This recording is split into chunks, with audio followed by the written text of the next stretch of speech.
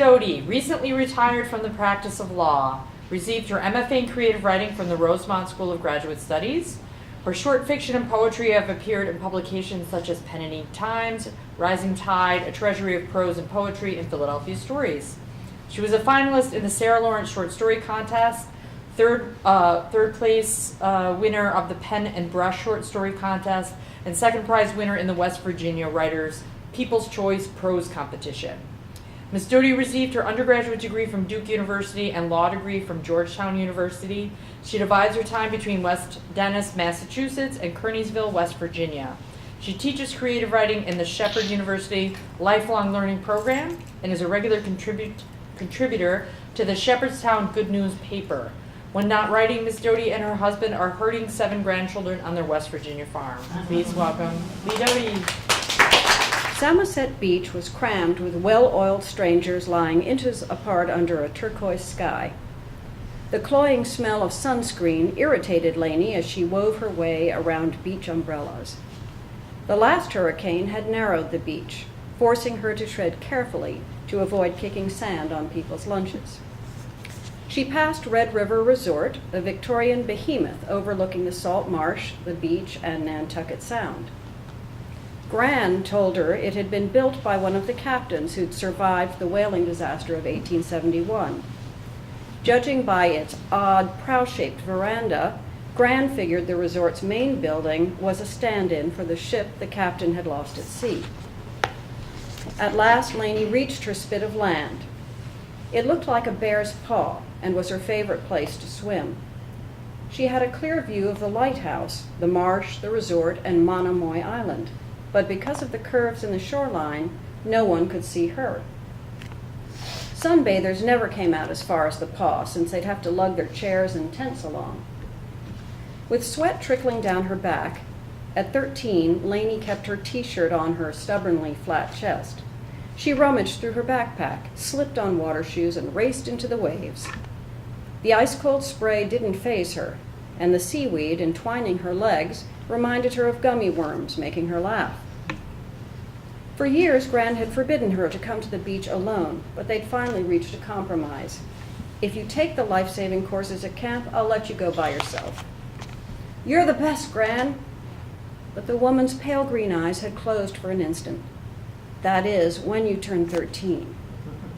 When Lainey's 13th summer finally arrived, Gran wasn't happy, but she'd made a deal and stuck to it. Hopping on one foot, then the other, to shake water from her ears, Lainey left the paw and tucked herself beneath the nearby bluff. Gran had told her the bluff would eventually erode and provide a wider beach, but in doing so, would disappear. For now, Lainey gratefully accepted its shelter from a strong wind. She lay on her stomach and lined up her water shoes at eye level next to her towel. The flowery pink and orange shoes were the same ones worn by Isabella Miller, the most popular girl going into the 9th grade. To Lainey's dismay, Gran had chosen the same style for herself, saying she and her granddaughter would look like twins at the beach. Even though Lainey had lived with Gran for 5 years, she still missed her mom.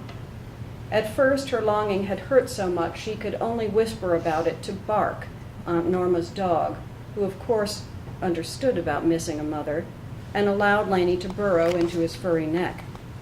Lainey knew why she'd been sent to live with Gran, but felt she was now old enough to care for herself and her mom.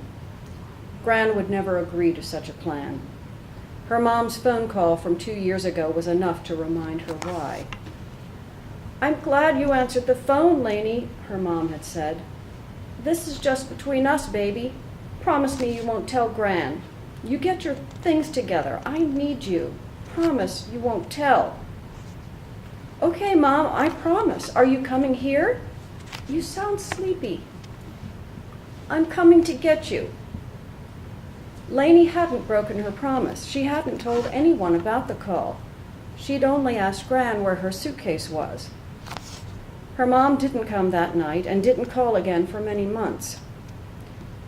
Lainey's gaze followed a blue heron gliding low over the marsh, its stick legs dragging behind, marking a path through the gold-tipped grasses. Gran had taught her the names of plants and wildlife by the sea. Purplish beach plum and pink flowering rosa rugosa covered the bluff as far as she could see. She reached for her summer reading book, but the heat made her too drowsy to read. She flipped onto her back and breathed in salty air. Her hands folded into the shape of binoculars, and through them she studied the clouds. All around her, waves heaved onto the beach with a crash, then skittered apologetically out to sea, only to come roaring back again. Her eyes closed. Lainey sprang upright. A burst of harsh words had startled her. Two men wearing long dark pants and white dress shirts stood in their bare feet at the end of the paw. One shook his fist at the other, while the other blew cigarette smoke at the fist. Their words sounded foreign. She must have been sleeping when they first arrived, but no sooner had she reached that conclusion than she drifted off again. When she awoke for good, the men were gone. She'd been dreaming. The beach crowd had now thinned as it was almost 5 o'clock. Gran would be watching for her. She shook her towel and approached the water for a final rinse of her water shoes. A wave slapped a soggy cigarette pack against her leg. With echoes of Gran's environmental lectures in mind, she snatched it before the wave carried it off. "It's a lovely day, isn't it?" A tall man, hands caramel against his white cuffs, stood at the end of the paw. Without waiting for her answer, he bent over to retrieve a pair of sandals. "How stupid of me to leave them here." He sounded friendly, but something about him worried her. His formal clothes were out of place on the beach, and his voice sounded foreign, convincing her she hadn't been dreaming about the men earlier. He slipped on the sandals and buckled them. She wanted him to leave, but curiosity got the better of her. "Where is the other man who was with you?" "Oh, you've been here a while." "He left." The man smiled. "Are you staying at one of the cottages?" "You are full of questions, young lady. I'll ask you one. Have you been here all by yourself?" Lainey nodded, her face turning scarlet because she had no friends to meet at the beach. The man shrugged. "I'm a loner too." He scanned the beach, then the horizon. Finally he said, "Guess I'd better head home." "Bye." She waved at his back before realizing how silly that was. Lainey needed to get home too, but didn't want to follow him. A few more minutes couldn't matter. When the man had disappeared, she took a final look at the train of soft white clouds chugging along the horizon. An oblong object bobbing in the waves caught her attention. A seal? She knew better than to wade out too far, whether it was a seal or, even worse, a shark. There had been 3 shark sightings already this year. She took several small steps closer. At first she saw only the duct tape. She knew what that was because Gran had once wrapped her mom's broken tail light in it. But why would anyone put duct tape on the tail of a seal, The waves rolled the object closer, and she could see it more clearly now. But what she saw didn't make sense.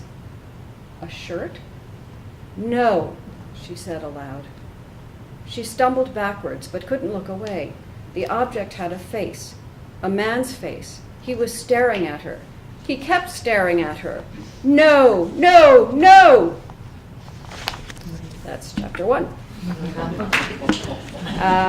Lainey is brought to her Gran's house by an officer, and she is taken upstairs by Gran. Meanwhile, Gran's best friend, Norma, the lawyer, is visiting and is down in the living room when she spots a man who is approaching the front door. Ugh. Norma took her time reaching the screen door, despite his repeated knocks on the door frame. "Keep your shirt on. I can hear you." She opened the door and let him in. The man, removing his cap, looked at her in surprise. "Hello. I didn't expect you to be here." "Who the hell are you?" "Sorry," he smiled. "I thought you might remember me. I recognize you from the Baxter case. You're Norma Bergen. You handled the defense very well. I was a witness for the prosecution." "Right." It pissed her off. He was bringing up a case she'd lost. It was probably a ploy to put her on the defensive. Anyway, you'll have to remind me of your name. He nodded and said, let's start again. I'm Lieutenant Will Coyne, a state trooper. We investigate, I know, you investigate serious crime. You work out of the state police barracks in Skakit and report to the DA. So, now that we've settled that, what do you have to do with an accidental drowning? May I come in? His eyes were still smiling, but they held questions too. She stepped back. By now she remembered him and what she'd learned about him during the Baxter trial. He was tied to the Irish Mafia. At least his father was for certain, and word had it he was too. His father was now serving time for crimes of the heinous variety. No way that kind of thing didn't rub off on a son. Nothing sickened Norma like a dirty cop. How he ever got to be a state trooper, much less a lieutenant, she didn't know. It's really a coincidence that I was in the area when the call came in about the drowning victim. I've been staying. Let me help you get to the point, Coyne. You want to speak with Laney because you think a 13-year-old has unique insights about some poor guy who had the bad taste to drown on the 4th of July. You want to talk to her even though the beach was full of adults who saw the same damn thing. For a second he looked startled. Then he recovered, but without his smile. Would you ask her to come here, please? I understand the young lady lives with, he referred to his notes, her grandmother, Ann Sager. The child is in shock, Lieutenant, and won't be available for some time. When she is, we'll have her write down what she knows. I'll make sure you see it. Fair enough? Still standing by the front door, Norma noticed a Ford Taurus unmarked cruiser idling by the fence. Coyne said, I'd like to speak to Ms. Sager, too. Now. She hadn't expected pushback. Was this guy just looking for something to do on a hot afternoon? Or was there more to the drowning than she thought? Something in Coyne's tone worried her. She kept her hand on the doorknob and studied his face. Officer Friendly had disappeared. In his place was a man confident he knew more about the facts of the drowning than she did. What's up, Coyne? Why can't this wait? And what's the cruiser for? It was Coyne's turn to make an assessment. She knew he was trying to figure out whether he'd get more cooperation from her if he opened up or not. We need to have the girl come to the barracks. The situation is more complicated than a drowned guy with poor taste. Okay, I wasn't respectful. It's unlikely the death was accidental, unless the guy was trying to see how long he could hold his breath with his mouth, hands, and feet bound. If that was the case, then I guess you could call it accidental. Okay, and now the third excerpt. Norma has been having a rough time. She hasn't really been focusing on the murder and the investigation. She's been sued for legal malpractice. She's allowed her insurance to lapse. And then really bad things start to happen. She is lured out of her house at night, and she's beaten up. And she's found by Coyne the next morning. He takes her to the Urgy Center, and all the while he's peppering her with questions, wanting to know how she got lured out and who was it who beat her up. And now he's taking her back to her house. The news was good, nothing broken. She came away with a few stitches, a sling, a prescription, and a throbbing headache. She wanted to sleep for a week. Coyne's questions continued right up to her front door. It was unlocked, just as she'd left it, but something was wrong. Bark? She rushed in. Where are you, boy? Bark? Barkley! Coyne followed her in and stopped dead. Holy shit. The cottage was torn apart. Curtains yanked from the windows, books swept off shelves, files emptied onto the floor.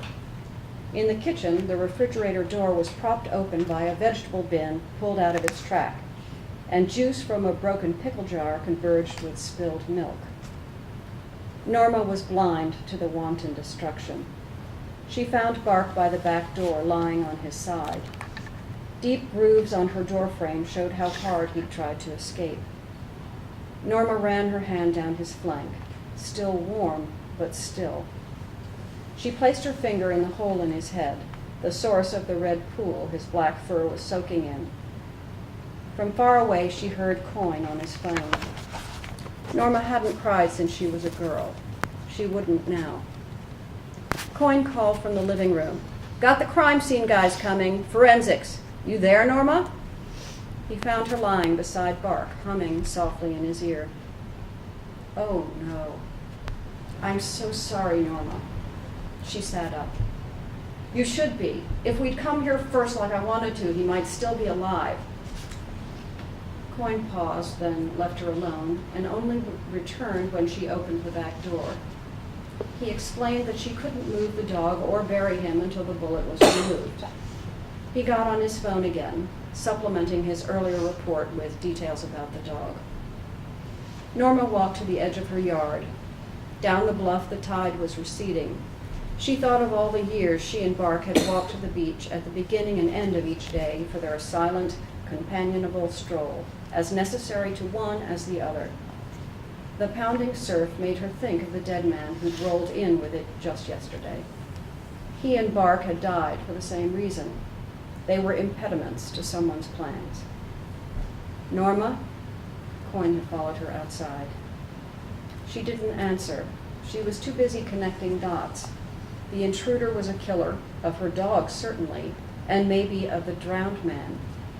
That killer knew Laney's name.